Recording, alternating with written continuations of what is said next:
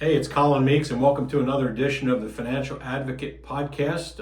It is the first month of 2026, and this is the month where people make and break those resolutions. So I titled this podcast the No Resolution Podcast, and not going to talk a whole lot about financial planning and investments and insurance and estate planning and taxes and all those things that we normally talk about on here. I want to try to give you just some simple, actionable ideas that rather than making these sweeping resolutions that you probably won't stick to, like most of us, you can use throughout the year that will give you some small wins and build some momentum and hopefully put a few bucks back in your pocket. So call this the financial cleanse, and we want to reset your money mindset and reset some of the systems that you mentally have in place. It's really just it comes down to four things. I'm going to help you try to find and kill these vampire subscriptions, these things that we sign up for and subscribe to, and then after a couple months we don't really use them. So I call those the vampire subscriptions. The 10-minute money move that could help you potentially earn a couple $100 more in that savings account. Nothing crazy, nothing fancy, but just by knowing what's available out there. If you have some money sitting in the bank, you can put it in a different bank and maybe make a couple bucks extra. Reverse budgeting. People hate the budget, and I understand why. I hate the budget. So there's this thing called reverse budgeting, how you can go about doing it, how you can pay yourself first, and then that will be your budget, and then spend money on things that you really like to spend it on in a guilt-free manner. And then how to spend more on the things that you love. And I call, having a junk drawer of all this financial stuff is no fun. And it's not wrong to spend money on things that you love, and as long as you do it within reason. So I'm going to hopefully give you a few ideas on how to do that. Take one of these things and do something about it. Takes 5 or 10 minutes. And that'll build make baby steps, and that'll help you build some momentum each and every, if you do one a week for the next, say, 4 or 5 weeks, they're not resolutions, they're not anything you have to stick to. It's just do it once, forget about it, and move on to the next one. And I think that'll work out pretty good for you. So let's talk about the subscription audit. We all do these things. You sign up for a free trial of, a TV service or whatever, and you like it for a while, and then you stop using it. And you stop using it, but they don't stop charging you. So I would urge you to look at your credit card statement, your bank account, however you pay your bills, and just look on there. Take a whole month, go back 30 days and see what is on there that you're spending money on that you don't use anymore. I can tell you, for me, it's Amazon Audible. I've got like 10 credits of books that I could buy through Amazon Audible. I paid for the full year last year, the last 12 months. I don't even know what the subscription is. I think it's $12 a month to listen to audiobooks, because I used to do that a lot. I'm more into podcasts now. But so I went ahead and canceled that. And then there's MGM TV service. It's a streaming service. There was a couple shows on there that I was watching, and I noticed, hey, I'm not using this anymore. That was like $4 or $5 a month, so I got rid of that. It's very simple.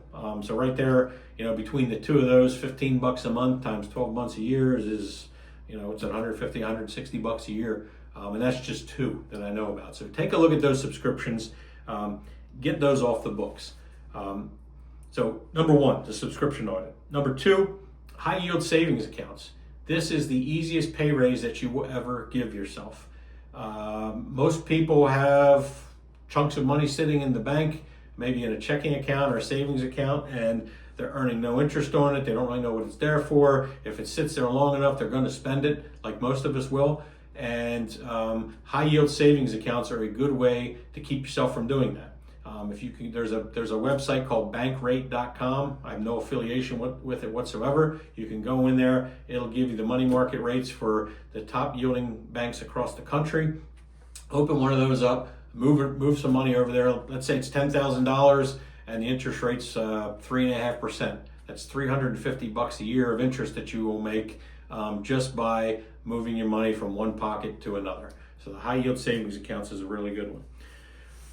That reverse budget strategy, this sort of flips the script on how you spend money. I wish I would have known this when I was in my early 20s. When I got into this business, I was taught to, hey, write out your budget and, see all those expenses that you have and whatever's left over at the end of the month, then go ahead and, that's what you should save. And it worked out okay, but it was a pain. Nobody wants to see what they spend their money on. You don't want to go through and list all that stuff out and, look yourself in the mirror and say, hey, am I really spending all this money on this stuff? So reverse budgeting is the day you get your paycheck, set your savings up first. Have those automated things go, have all your money go into one checking account, and then have, the X amount of dollars go into this, and, have those savings, have that happen first. And then, and all your bills as well, electric bill and whatever your bills are, have that all go out all at once. And then that lets you know, hey, this is what I have left over to spend until I get my next paycheck. And by doing that, you know that, hey, I've taken care of everything else that I need to take care of, and I can go ahead, and you don't have to blow all the money, but you can spend freely and knowing that, hey, even if I spend all this money, I know that I've already taken care of the important stuff. You can go out to dinner, you can have that extra,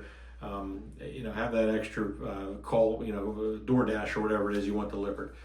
So all those things. So that reverse budgeting works really well. Something I've tried to help my kids with, and any young person I know, if they can get into the habit of automating as much as possible financially, it makes life really easy. And they turn around and in 5 years they've got all this money that they would have blown anyway. So reverse budgeting. The fourth thing is that financial junk drawer clean out. Take a look at all that paperwork that you've saved through the year. The financial junk drawers, all those statements that you have from all these different accounts and things that you might have accumulated over the year, and try to get that organized. Is there an old 401k out there floating around that, hey, I worked for this company 5 years ago and I still have this money there. Maybe I should consolidate some of that. Are there other accounts out there that you just, when you get the statement, you throw it in the drawer and forget about it. And maybe if you paid a little more attention to it, it could work a little harder for you. The things that we see when we meet with clients that they don't really pay attention to, and it's not their fault because they're not trained in this matter, but they're an investment. They might be having investments that cost way too much money.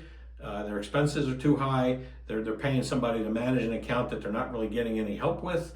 And maybe that investment no longer matches their time horizon. Maybe that's something that was good 10 or 15 years ago, but it doesn't really match up with what they're trying to do now. So if you get that stack of papers together, that financial junk drawer, try to organize that.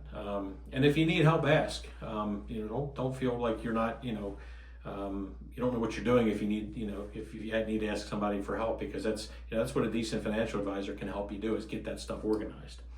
And then the last thing is this thing that I like to, it's called conscious spending. It's funny, my kids make fun of me for this all the time because I am so cheap with certain things in my life. I will sit there and look at something in a grocery store, like a thing of chicken breast, to try to find the one that's 30 cents cheaper than the other one, or if it's on the sale rack or whatever. I will spend time trying to figure out how to save money on that. But then there's other things that I'm not cheap about at all.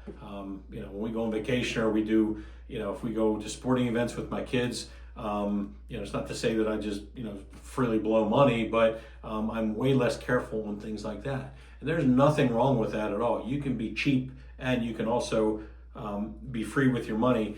And it's just a matter of what you like to spend money on. So there's, you stop trying to save money on everything, and spend money on things that you really enjoy and bring you pleasure in life. And then, go ahead and spend the time on things that can save, that money. And it's just identifying your money dials. Where do you like to dial in and spend money, and where do you get the most bang for your buck? That conscious spending. So financial health isn't about being perfect.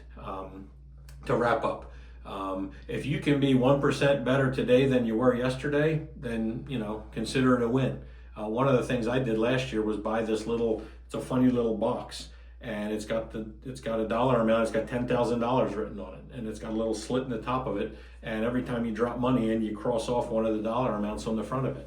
Not the best place to save money, but hey, I'd like to have an extra $10,000 of cash laying around at some point in my life. Yeah, it's not going to earn any interest. It's not going to, do anything for you other than just be there. But, I look at it, hey, if I come home with a couple bucks in my pocket and I drop it in this box and cross off that I put that in there, I didn't miss the money. And, I'm 1% better today than I was the day before. So, take a look at these 5 things. These little hinges swing big doors. We don't have to find the next Google stock or the next NVIDIA stock to save a lot of money. It's more in how your habits work on a day in, day out basis than trying to hit the home run. Do the subscription audit, look at the high yield savings, take a look at your reverse budget, look at that financial junk drawer and organize that, and spend some time and think about how you consciously spend money. And I think if you do those 5 things and don't do them all at once, just pick one and do it on a do it once and work down the line. I think you'll be better off in 2026. And if you have any questions about anything financial related that you think you might need a professional's help with, feel free to get in touch with me. I'm more than happy to have a conversation with you over the phone to see if there's anything that I do here that can help you out. So thanks for listening. I wish you the best in 2026, and I'll talk to you the next time.